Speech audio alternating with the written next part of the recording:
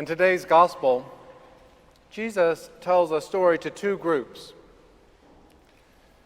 One is a group of religious insiders who are grumbling because Jesus is talking to another group, let's call them the lost. And second, the group of taxpayers and sinners, those lost people, who Jesus is hanging out with despite being unpopular with the religious insiders of his day. Now, I would like to think that we are all enlightened and that we want to identify with the lost. I imagine that none of us really wants to be a Pharisee. But I think at some level, we are religious insiders. We're in a church. And I wonder what it is like to think of ourselves in that place, the place of the religious insiders, just to imagine where that leads us.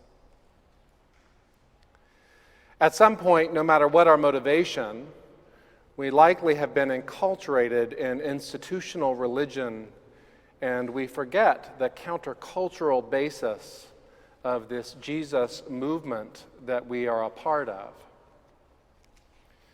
We're surrounded by hundreds of years of art depicting Jesus as a blonde-haired, blue-eyed insider, which he was not.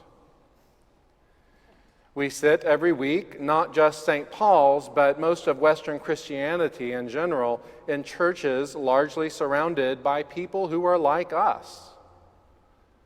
And like the Pharisees, we are largely insulated in our religious practices from those who are different from us as we follow Jesus. As a result, it becomes hard to see who is not present. Who is not here with us today? How can you see who is not here? But the answer to that, I think, is key to this text. Who is lost? Who should be sought with the affection of the shepherd in our gospel, going after the lost sheep, or with the focus of the woman looking for the valuable coin? We may be enculturated to dismiss those not present, as the Pharisees were enculturated to dismiss the tax collectors and the sinners. Because whoever the lost are, they are not here. Why should they be? It might be disruptive to us. And that's what makes it even harder in this story, even more radical from the Pharisees' perspective, or let's say from our own perspective, to hear about Jesus hanging out with these people that we haven't previously imagined existing. What if, for example, we learned Jesus was hanging out with our political enemies or people we just don't like? We love to make the lost into people with physical needs, like the unsheltered or the poor, or those historically turned out by the church, like LGBTQ people and women. And you know what? I think at St. Paul's, we here are pretty good at seeing those people. And we're good at imagining Jesus loving them. So who is it we are not good at imagining Jesus hanging out with? Jesus didn't hang out with the lost to reinforce their lifestyle. Believe it or not, he doesn't necessarily hang out with us to reinforce ours either, but that's just not the way he loves. He didn't go to the tax collectors and say, "Hey, you know what? I love what you're doing with that defrauding people thing." It was his relationship with them that encouraged repentance. Ugh, repentance. I don't like that word. It's a word that really means to change direction, but it's gotten laden with guilt and shame and having low self-worth. But that's not what it means in this text. Repentance simply means acknowledging you need to go in a different direction. So who is not here that may need to go or may benefit from going in a different direction? Sometimes that can sound like hard news to us. It's sometimes preached as bad news, preached as you need to go out and find those people who make you afraid or scared or angry. But I don't think that's what this text is about at all. And I can't imagine anything more harmful to the gospel than trying to force people to interact with others who make them afraid or scared or angry. I don't know about you, but interactions with those that scare me or make me angry, they can be transformative to me, but not when I'm under duress. If I'm forced, those interactions can actually be destructive to both parties.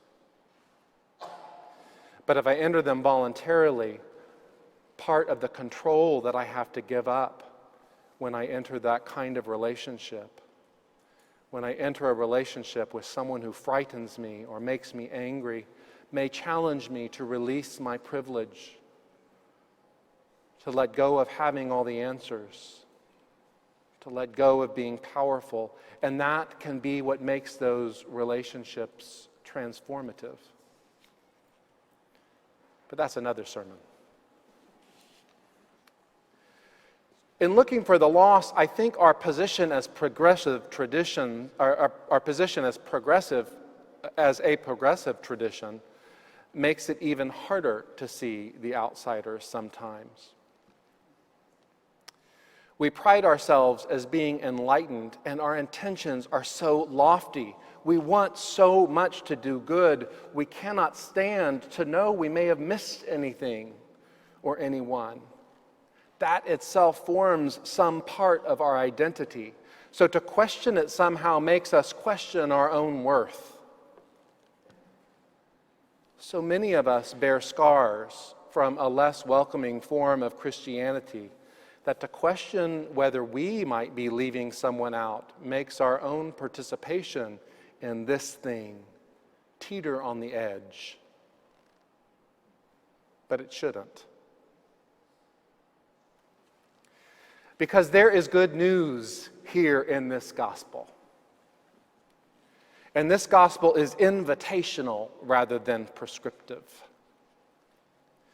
Just because Jesus is over there with somebody else, somebody we may think is lost, does not mean Jesus is not also here. And that should be comforting. Jesus is there too, but the call of the gospel is that the repentance of the lost, of the one who is willing to change for the gospel, it's cause for a really, really big party. I mean, a big party, you all. There is laughter, and there is joy, and there is hope. It is a big party. Over and over, this gospel talks about the celebration at the change, the repentance, the new direction of the one who was lost, but now is found. And the thing is, everybody is invited to the party of the lost who are found. In the story, the shepherd and the woman are metaphors for God. By the way, this is the only parable that uses a woman as a metaphor for God. And so God does the searching, the finding, not us, not the religious insiders in those parables. And everybody else, the religious insiders, the already found, they're invited to this big, big party to celebrate. The righteous, the insiders, they didn't define what was lost. They didn't do the finding. They were just invited to a party. And so the question for the insiders is, will I celebrate this finding? Or will I stay home and grumble because I'd really rather that the lost stay lost. We don't have to go to the party. But we might find that if we can look within us and dig deep to go to celebrate the other, to celebrate the lost who is found, the one who is different from us, the one who has found something that we may not even have ourselves, that we are changed in the process. We may find our own repentance, our own new direction. And guess what? The party starts all over again. Because the lost aren't just lost over there. The lost, well, we're right here too. The call to be open, to find a new direction, is not just for those people. It's also for us. And that is how the Jesus movement stays countercultural and resists becoming a new empire of like-minded Pharisees.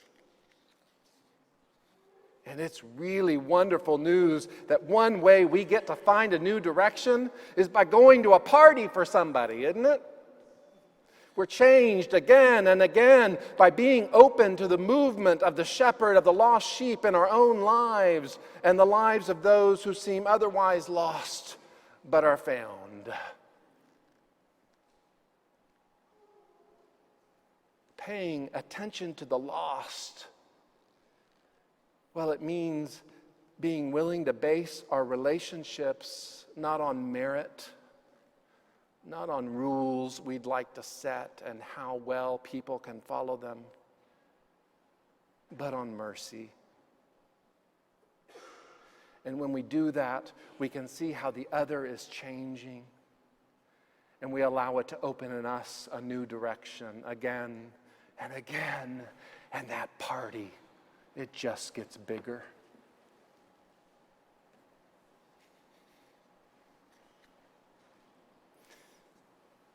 We had an unlikely visitor on one of our social media sites this week.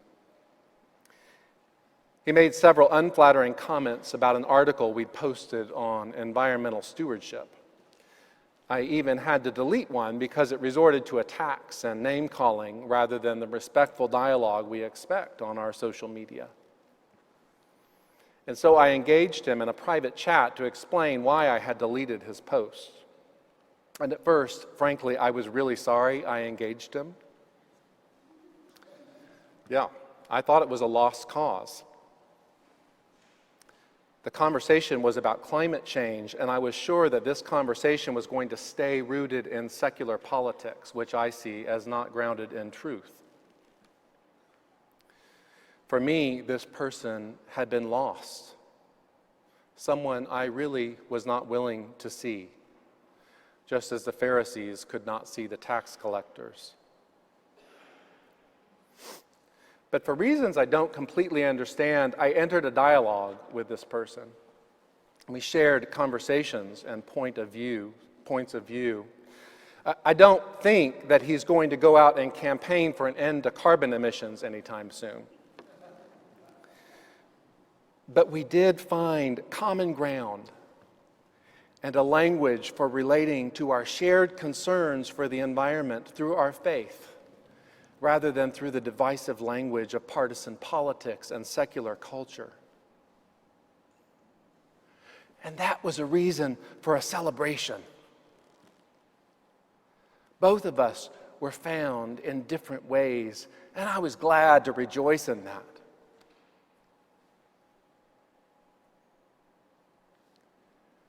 Where will we look for the lost in each other and in ourselves? So we go today to celebrate, to a big party. We've got 150 years of St. Paul's doing this thing of reaching out and creating community, of building homes for the elderly and assisting orphans in Tijuana and showering the homeless and having bookshops and thrift shops. And so we're going to have a big party to celebrate today. But it isn't a party to say, look how great we are, even though I think we're pretty great, if I do say so myself. It's a party of rejoicing to say, look at what has been found. And we wait to be found again and again and again. God's been finding us and finding others through us again and again for 150 years. Where will God look for the lost through us next? And how will we be found again in the process?